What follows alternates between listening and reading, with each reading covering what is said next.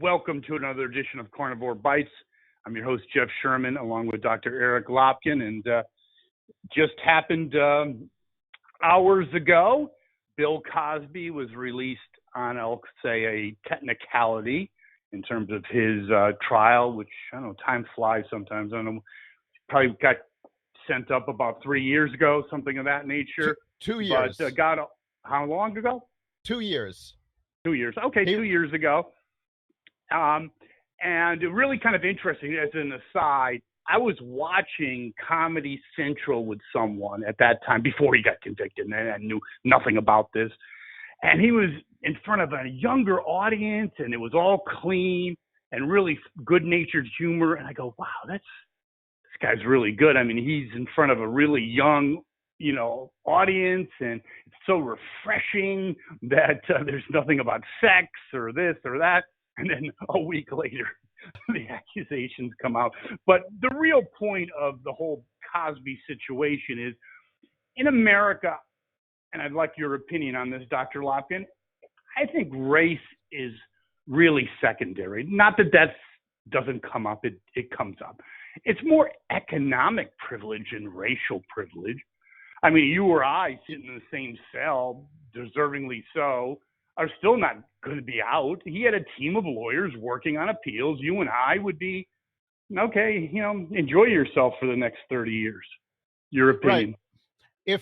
If you're poor, you get the public defender who has 100 other cases. But because he is Bill Cosby, he was able to have that team of lawyers going over everything, filing the appeals. And yes, it is economic privilege. And I think that's a lot more common than what people are calling white privilege. I don't think it's even more common. I think it's 100% more prevalent. I think. Oh, absolutely. Again, there's absolutely racism, but I think I don't understand. I want your opinion. I'm sure our listeners would as well. Like, why are we so focused on race? And it's really economic privilege, which is real. Well, because first of all, racism has become a buzzword. And like most buzzwords, it's starting to lose all meaning, because that calling something racist is the quickest way to shut down an argument. Because if you disagree with someone, you go, oh, well, that's racist. Well, now, how do you prove it's not racist? It's very difficult to prove a negative. So the left has used this as a weapon. And unfortunately, the result of it is that they call everything racist. And now real racism, which, let's face it, is out there, is being swept under the table. Yeah, but it's out there in decreasing numbers. There's whack jobs, some wacko, the Klan or whatever. But your average person, everyone has some racial bias. That's human nature. But in terms of racism, that train left the station, I'm going to say 20 years ago. Same with the the lesbian and gay situation. Well, actually, I don't know too many people that really. Actually, I'm going to call you on that, because I just literally 2 hours ago had a conversation with a financial analyst who happens to be a lesbian, and she was actually telling me that when she became a financial analyst not that long ago, a lot of the firms that she was interviewing with were anti-lesbian, anti-gay. So it's still out there. I'll defer to your experience, but in terms of my circle of friends, when I grew up, went to high school in the mid to late 70s. If you were a gay man, gay boy, even in a upper middle class school district like I was a part of, you got hell to pay. I mean, that was real and tragic in high school now, and in people I know. I don't know anyone that really has any bias at all about someone who's gay, but it's definitely less prevalent. And I think it also has to do with age. Younger people are much more tolerant, much less, prejudiced against sexuality, race, whatever the dividing line is, than say senior citizens, older people that grew up with prejudice being a lot more acceptable. I would agree. I think that's true, not only in the gay, no, that's community, across, but across everything. I would agree with that. The real question politically, though, Dr. Lopkin, is the left has been using racism. Talk about time. It's gotten 20 years now. It's increasing, obviously, as they become more desperate, as they lose middle America. But when does that start losing its effect? I mean, there is a point of, that you go beyond a certain point of reality.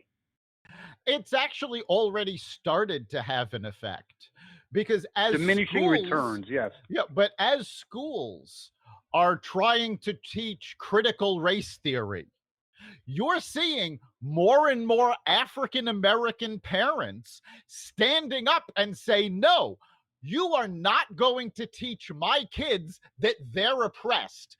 They can do everything a white kid can do, and you are not going to put them down this way. And you're seeing this across the country. We saw it in New York City. We've seen it red state, blue state, California, Texas. It's becoming more and more prevalent that African American families are standing up against this, because they're saying, no, you are minimizing actual racism with this bull, and it's got to come to an end. I think you bring something up that I wasn't going to discuss, but I think it's certainly warranted, and I think your point is more than well-founded. Isn't it, I think, and you tell me about my theory, I think the Great Society enslaved, I hate to use that word, a large portion of the Black community in perpetual dependency. And then, especially over the last 10 years, maybe longer, you see more and more Blacks being entrepreneurs, being self-directed, leaving, if you will, the Democratic/liberal reservation. Isn't this whole wokeism and hyper-vigilance on racial identity a way of keeping them in check?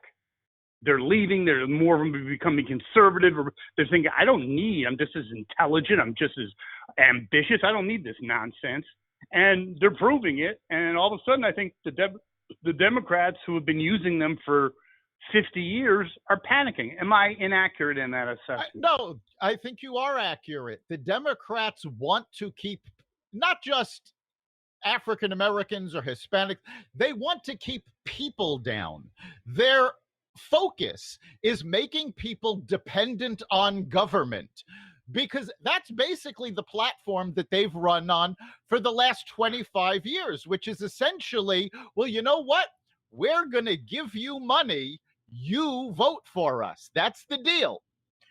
But it really is backfiring, because people don't want to be dependent, and they're starting to realize, there's been a lot in the news lately about voter registration laws and voter laws. And the Democrats have been leaning on the fact, they say, well, you shouldn't have to prove who you are. You shouldn't need ID. And a lot of them have gone so far as to say, well, it's hard to get ID cards for minorities. Really? How racist is that you think they're not capable of getting a state ID or a driver's license? I agree with that 100%, Dr. Lopkin. When I was 16 years old, basically could barely mow the lawn. In other words, I was like having fun like every other. I think I got a driver's license. It wasn't that hard, and I was no rocket scientist. Yeah, and in fact, so it is. It's very racially biased to saying these people are incapable of having. You don't even need just any kind of form of ID, really. They're that inept. That's what they're fighting for. The Democrats want to remove voter ID laws. Now, we're broadcasting this from Connecticut. Connecticut is a very liberal state, maybe one of the top 3 or 4 liberal states in the country. And yet when we go to the voting booth, we have to show identification. So this is not about racism. That issue is not about, access to voting. The removal of voter ID is very simply the Democrats are terrified to let people vote.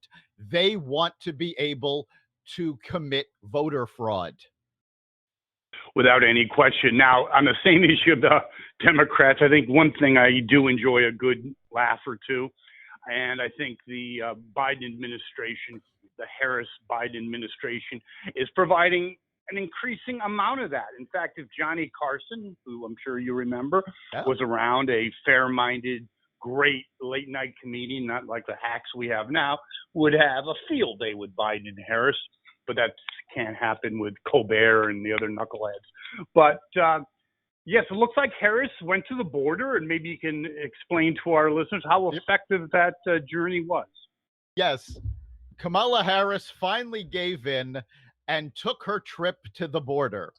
And I say trip to the border, I put this in air quotes, because in actuality, she was nowhere near the border. In fact, the lieutenant governor of Texas made a statement, to put this in context. Kamala Harris went to El Paso. El Paso is as far away from the border crossings where the crisis is happening as Philadelphia is from Atlanta. So she was nowhere near the border. She went to a processing facility in El Paso. There was a tent city where immigrants are being housed. They're packed in there, we've seen the photos of, too many people overcrowded in these tents and fenced in. This facility was 6 miles away from the El Paso airport where she flew into, and she didn't even go there. And quite frankly, pundits on all sides, NPR, CNN went after her because it was very obvious that the only reason she actually went even as far as she did is because President Trump announced he will be at the border this week. No question about it. And she's increasingly, it is increasingly apparent that she is not ready for prime time. And I believe the Biden administration, or the operatives behind him, knew that they have a real clinker on their hands. I mean, there's no way she could stand up to the bright lights of a real inquiry, could she? No. If the press had been throwing questions at her like they did Trump, she would have fallen apart. And it's starting to show because, again, with this border trip, you don't get too much more liberal than CNN and NPR. And even they refused to carry her water. They went after her. So you're starting to see even the most liberally biased media going, all right, enough is enough. This is ridiculous. Well, one thing more before we move on. I do believe that with liberalism, liberal media, liberal politics, they always have an agenda, like they did with Carter. Once they know you're weak and of no further use to them, I believe their agenda now is to minimize her, marginalize her, because they want someone else in there for 2024. That is what I truly believe. If she seemed capable, had the adulation of the populace, completely different narrative. It would be super Kamala. She's amazing. Look what she went to El Paso. No, they know that, okay, this ain't ready for prime time. Let's get rid of it. Well, final comment on that. It's even more than that, because they're already starting to be whispers that Joe Biden is not going to run for re-election in 2024. They can't hand the ticket over to Harris because they know she'll be obliterated in a general. So I think you're going to see something in 2024 that's almost unheard of, and that is a serious primary challenge to an incumbent president. That was my whole point that you just articulated, was they know they have to induce battle damage to her. Not that she's doing it not on her own anyway, but they know that if we put her up against anyone except Colonel Sanders, we are screwed, and that's why they're going after her. It's not because they've all of a sudden seen the light of neutrality. No, it's they know they're taking care of their own. And speaking of the media, which I always love to talk about, because I think we talked about it when we were on terrestrial radio, Yep. and we were talking about CNN had such an amazing opportunity because you had MSNBC on the left, Fox on the right. What a great opportunity to capture maybe 80% of the marketplace. Obviously, they failed in that, and they're failing now, aren't they? Yes, the new ratings came out. CNN is getting just over half of the audience that Fox is bringing in. MSNBC is doing even worse because audiences are saying these outlets have absolutely no credibility anymore. And in fact, we talked about this a few days ago. I showed you an article. A federal judge who was appointed by Obama, so that's important, heard a defamation case against Rachel Maddow.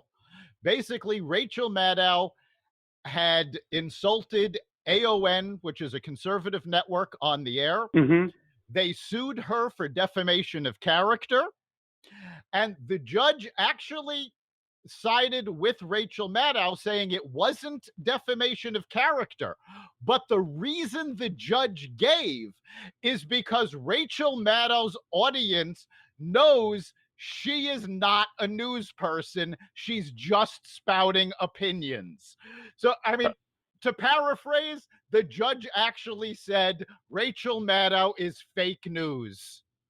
Oh, no, it's and I have to say, going back in a time machine, I don't know, I actually watched MSNBC. It had some, believe it or not, some decent shows. I'm sorry. Not just because I have more, I'm more conservative. It is the worst, how anyone could watch that dribble. There's not one coherent host.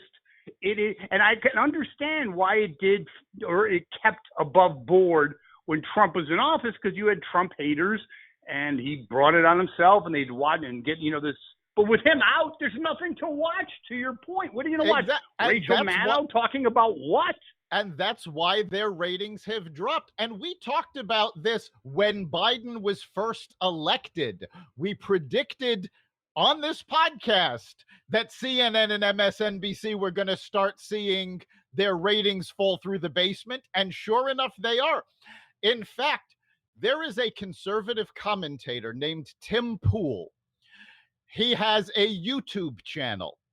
His YouTube channel gets more viewers than CNN does. Oh, no, it's so crazy. We're broadcasting from Connecticut. I mean, you could make a point that not the evening news, the 5 o'clock news on Channel 3 might get like a quarter or 15% of the viewers of CNN. I mean, it's pretty bad when their morning show. No, it's really possible. It's not a joke. Like their morning show, they got this uber liberal. I don't remember her name. Her ratings have dropped. It's like 250,000. That's a national show. Then you take away airports and barbershops. I mean, literally, you're talking about people that have actually tuned in, maybe like 50,000. Yeah, and that's pretty what scary. You're seeing across the media, is that people are starting to go, okay, you know what? You're not news. You're just spouting, in many cases, abject lies.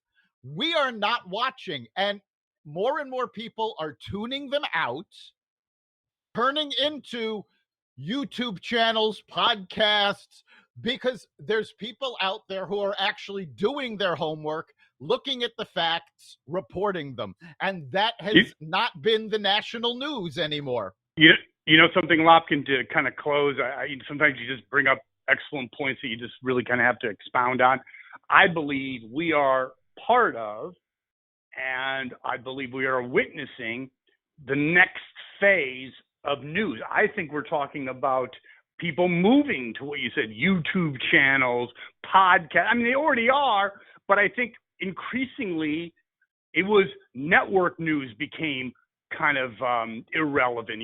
60 plus was watching, the 7 o'clock news with whatever. Okay. It's almost irrelevant. I think CNN and others, which was the big revolution 30 years ago, I think they're becoming it. When you have 250,000 people watching you, that's a problem.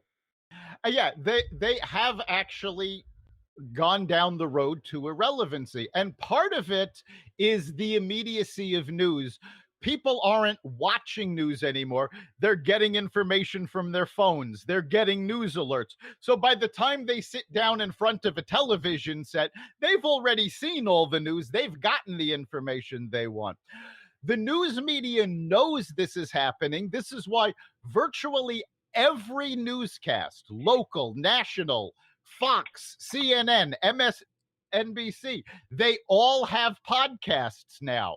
They're all doing on-demand video on their websites because they know the television news model is broken because people aren't sitting down to watch anymore. And even when they are, they're not really paying attention. They're also on their phones or on their tablets or doing something on the computer.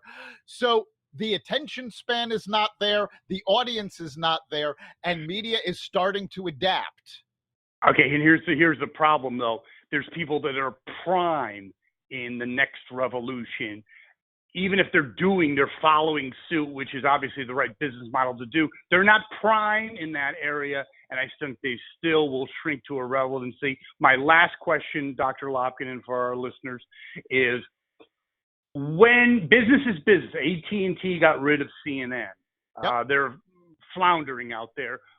Business is still business. I don't care if your agenda is the Uber left. Eventually, you get to a point where this is not making money anymore, which I believe they're at that point. There's no way you can have 250,000 viewers and be financially solvent. I'm sorry, you can just do the math. My question to you is, does it transition into a switch in ideology or not just carrying? Do they ever turn on Biden, or do you think it's beyond their capabilities? I think they actually will. I mean, we're starting to see it. Again, as I mentioned about the Harris trip, both CNN and NPR turned on her. Prior to the trip, she did an interview with Lester Holt, and he started holding her feet to the fire. So, yes, I think they are going to start turning on the Democrats because that's where the audience is. They need to regain their credibility if anybody's going to watch. And if they don't have viewers, they don't have advertisers, they don't have money to stay in business. Dr. Lopkin, thank you. Excellent edition of Carnivore Bites. We'll be back next Wednesday, and our listeners can access this us in many ways, can't they, Dr. Lopkin? Yes, they can. We are on Apple Podcasts, Spotify, iHeartRadio, Google Podcasts, Stitcher, and wherever you find podcasts. Oh, and we have just been picked up by Amazon Music as well. Thank you, Dr. Lopkin. Thank our listeners. We'll be back next week. See you then. You've been listening to Carnivore Bites, part of the Exvadio Podcast Network. You can catch us every week on carnivoreradio.com, exvadio.com/podcast, the Apple Podcast Store, Google Play, Spotify, iHeartRadio, and wherever you find podcasts.